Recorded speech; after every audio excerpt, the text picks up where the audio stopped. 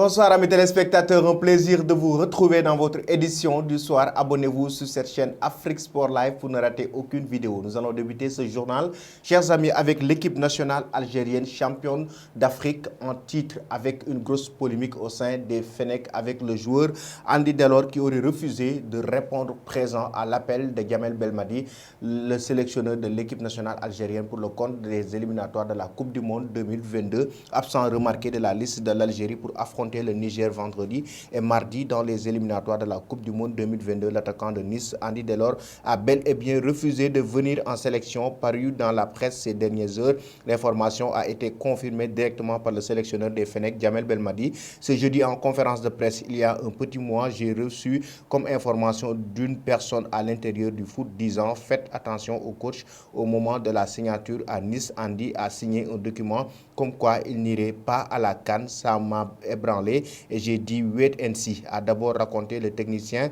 Il y a 4 ou 5 jours, il m'envoie un message en me disant vouloir privilégier son club parce qu'il veut devenir titulaire. Raconte avec dépit l'ancien joueur du PSG et de l'OM. Il estime qu'il va devoir se battre avec Dolberg et Gouiri et que pour ça, il doit mettre l'équipe nationale entre parenthèses, mais uniquement pour un an, donc pas de CAN. Je lui ai signalé que ce genre de choses ne se disent pas par message. Suite à ça, on a eu une discussion, c'était très houleux, je ne rentrerai pas dans les détails, mais c'est pour enlever tout doute quant à ma droiture. Devenu international algérien sur le tas juste avant la CAN 2019, l'ancien Montpellier Andy Delors n'est donc pas prêt à retrouver les Fennecs.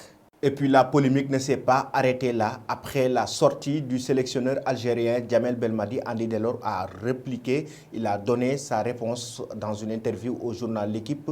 L'Aiglon a donc donné sa version des faits. Je n'ai aucun commentaire à faire sur ce qu'a dit Belmadi, simplement que la supposée clause dans mon contrat est une pure invention, tout comme le fait qu'une autre personne que moi dicterait mes propres choix à assurer le buteur. J'espère tout simplement que mon choix sera compris. Les gens me connaissent, je suis quelqu'un d'entier et je donne toujours tout. Pour le reste, le natif de 7 a globalement confirmé la version donnée par le technicien. C'est le fruit d'une longue réflexion dont j'ai pu faire à Belmadi lors d'une discussion entre hommes. Je ne rentrerai pas dans les détails car c'est une discussion que je souhaiterais garder privée.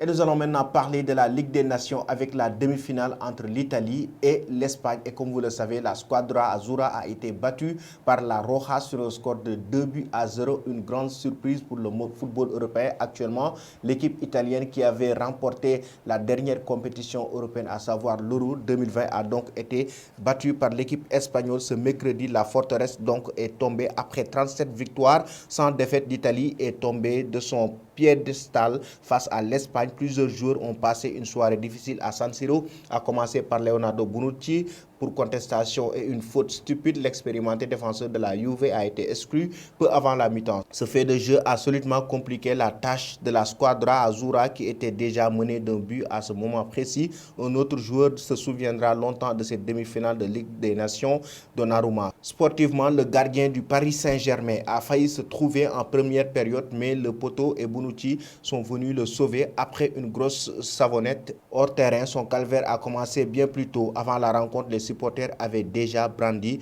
une banderole pour le moins explicite. Donnarumma, tu ne seras plus jamais le bienvenu à Milan, homme de merde. Sa soirée cauchemardesque s'est poursuivie dès le début de la rencontre. Les fervents supporters italiens n'ont pas hésité à siffler le récent meilleur joueur de l'Euro à chaque touche de balle. La raison, le gardien a changé d'équipe cet été pour rejoindre le club de la capitale française. Selon les rumeurs, c'est son agent Mino Raiola qui l'a poussé dans ce sens. Le but étant de privilégier l'argent et le meilleur contrat plutôt que de continuer à jouer pour le club de son cœur.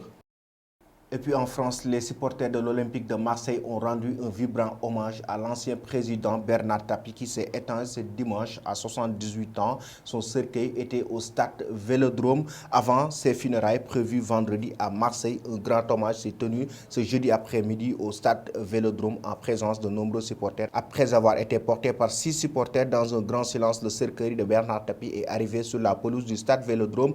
Le titre Jump qui accompagne habituellement l'entrée des joueurs de l'OM a ensuite retenti dans l'écran des Fonsaillais. Très grosse émotion pour le peuple marseillais. Alors que Pablo Longoria discute avec Stéphane Tapi, les supporters ont chanté We are the champion, the queen, puis scandé le nom de l'ancien président de l'Olympique de Marseille. Après les chants des supporters de l'OM par le biais de représentants des groupes ultra ont adressé quelques mots à la mémoire de Bernard Tapie au terme d'une cérémonie très émouvante et intense. Le cercueil de Bernard Tapie quitte le Vélodrome. Certains supporters de l'OM sont restés dans le stade Fonsaillais pour entonner une nouvelle fois son nom.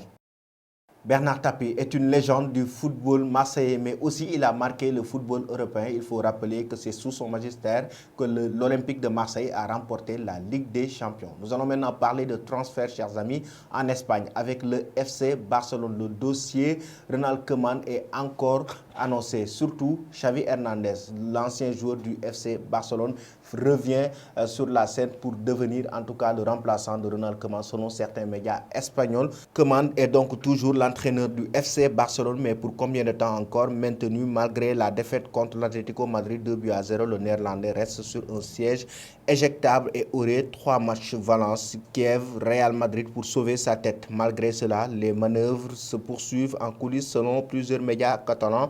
Juan Laporta s'est entretenu avec Xavi cette semaine pour reprendre le fil de leur relation longtemps excellente mais plus distante ces derniers mois.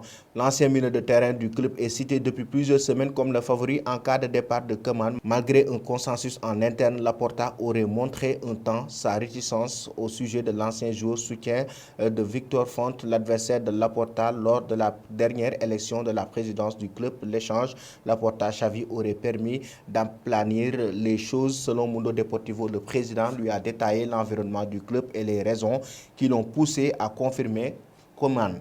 Et nous allons terminer avec l'avenir de Paul Pogba, le joueur français qui était ces dernières semaines dans le viseur de plusieurs clubs européens, à savoir le Paris Saint-Germain, mais aussi le Real Madrid qui aurait montré son désir de recruter l'ancien joueur de la Juventus de Turin qui est actuellement sur le point de prolonger avec Manchester United. Pogba a commencé la saison dans une forme dévastatrice. Ce samedi, le milieu de terrain de Manchester United a délivré 2 nouvelles passes décisives, portant son total pour la saison à 7 en seulement 4 matchs, un record en Premier League. Pogba, qui est dans la dernière année de son contrat avec Manchester United, aurait fait pression pour quitter le club plus tôt cet été, mais des reports ont maintenant fait surface, suggérant que le milieu de terrain cherche à prolonger son séjour à Old Trafford.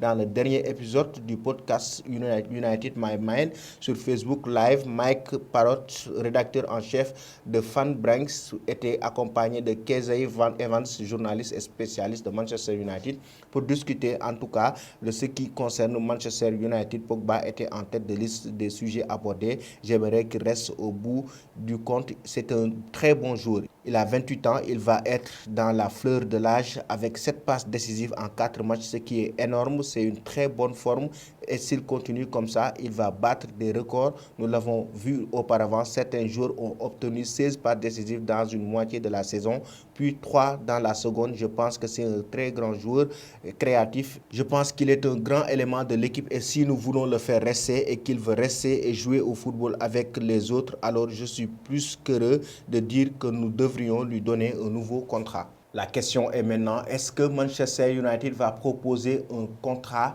colossal, un salaire astronomique à Paul Pogba pour convaincre le joueur français à rester au sein des Red Devils? C'était tout, chers amis, pour aujourd'hui. Avant de vous quitter, la question aussi concernant le FC Barcelone. Selon vous, Xavi Hernandez, l'heure a-t-elle sonné pour pouvoir remplacer Ronald Koeman à la tête du club catalan? Merci et bonne fin de soirée.